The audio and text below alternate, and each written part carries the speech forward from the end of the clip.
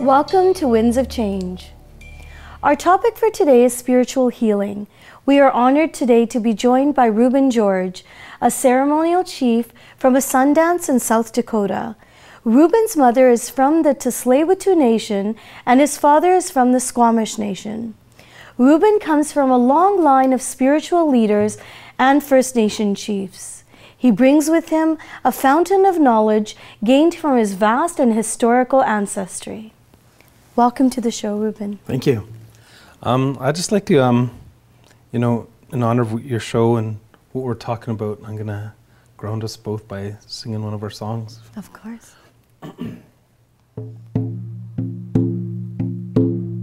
Oh, hello, hello, oh, hello, hello,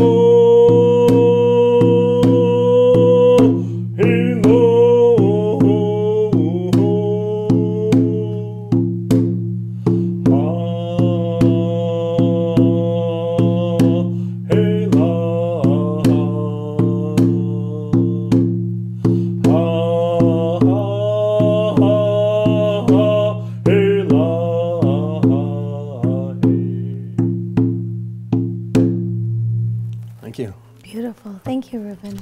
Thank you.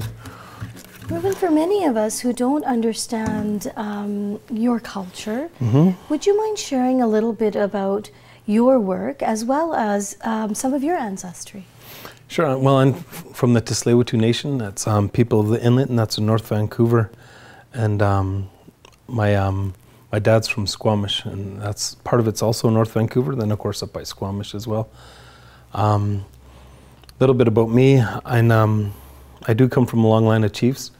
Actually, my grandfather, who was Chief Dan George, and my grandmother Amy were an arranged marriage, and so I do come from a long line of chiefs. And about me, well, I work for well, first off, I'm a family counselor, and then also a drug and alcohol counselor. And but I used to be director of a healing center for youth, and my grandfather said to me, I remember he said, anything you learn in college and university about healing, there's a native teaching that says the same thing. Okay. So I put that to a test. We got a grant, I think it's for $150,000, and I hired 2 psychologists and a slew of elders, and we looked at any successful healing program that was helping people. And we thought the ones that would be able to help some of our First Nation people. So we took some of those programs and we translated them to native legends and stories and teachings. And that's sort of like what I try to do now in the work that I do. I run a parenting program at Klahowya, and it's a wellness program. And the idea behind it is the better and the more that we could help the individuals to be better human beings and healthier people, the better parents they'll be. So it is, like I said, it's a healing model, and there's a lot of psychological lessons in there and educational lessons to help them. But for every lesson that I give a native teaching that says the same thing. Okay. So I incorporate like a lot of the songs. The clients that finish my program, they'll graduate with a drum. They'll have their own medicine bundle that we will talk about later. And so I do a lot of ceremony with them, and do a lot of smudging. I do a lot of water cleansing, and try to teach them as much of our cultures as we can. So that's sort of... What is the significance of ceremony? The significance of ceremony, what I believe is what I'm taught, whether it could be the 4 points of our longhouse, the 4 corners of our longhouse, or it could be the medicine wheel, and that's what I talk about the most. And like you mentioned earlier, I'm a Lakota ceremonial chief, and so I go by what they have taught me, and that's the medicine wheel. So significant of ceremony to me is the best we could be physically, spiritually, mentally, and emotionally. Okay. Because when we were born, what I believe is we're born perfect, and we're born whole. We had no prejudice, we had no anger, we had no hate, we had no trauma, we had no dysfunction. And so when we're born perfect like that, we're born with unconditional love. So like when my children were born, that song that I sang, that's what I welcomed them into this world with. I made a vow during that song that when they're born like that, perfect and beautiful, that as my responsibility as a parent, I'm going to try to teach them to hold on to that, to have that pureness and to have none of what society might teach and that might be negative, but just to be as good as they possibly can. It's my responsibility as a parent. So when I sing that song to them, I welcome them into this world. And so when I think of ceremony, I think of that. I think of, you know, maybe some of the things that have happened to me in my life that are sort of common with the First Nation people across Canada. A lot of the trauma, a lot of the alcoholism, a lot of the drug addiction, a lot of the abuse that has happened. Part of the ceremony to me is letting some of that go and bringing myself closer to that center of that medicine wheel, which is that perfect being of no prejudice, no anger, no hate. So now, Rueben, when you were singing and you were beating the drum, I could just tell you what feelings were coming up for me, because I was feeling very grounded. I was feeling affected at the center, and my heart just was very calm. Now, what is it that you are actually saying? Because I didn't understand what you were saying, but I could just tell you what I was feeling. So what were you saying? Well, that song is a nature song. There's no words to it, but they were chants. And it's the spirit behind it. It was my grandfather, Chief Dan George, and my Uncle Bob, Robert George, that came up with a lot of these songs, and it was just to ground and to connect us with nature, and that's what I did, and that's how I ground myself. Okay, tell me a little bit about your ancestry. A little bit of my ancestry.